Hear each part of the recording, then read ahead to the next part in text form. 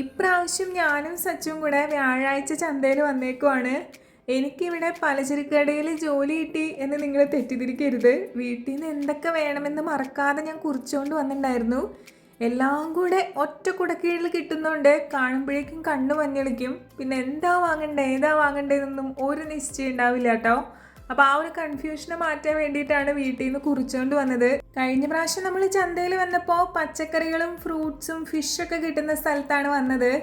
എല്ലാം ഒറ്റ സ്ഥലത്ത് തന്നെയാണെങ്കിലും സമയപരിധി കാരണം ഇവിടേക്കൊന്നും വരാൻ പറ്റിയില്ല കേട്ടോ. ലേഡീസിന് കുറേ സംഭവങ്ങൾ കിട്ടുന്ന കുറേ ലേഡീസ് സ്റ്റോറൊക്കെ ഇവിടെ ഉണ്ട്. എല്ലാം വളരെ കുഞ്ഞു കുഞ്ഞാണ്. എനിക്ക് ഇങ്ങനത്തെയുള്ള സംഭവങ്ങളിലൊക്കെ ഷോപ്പ് ചെയ്യുന്നത് ഭയങ്കര ഇഷ്ടമായതുകൊണ്ട് എന്തോ ഞാൻ ഭയങ്കര ഹാപ്പി ആയിരുന്നു അന്ന്.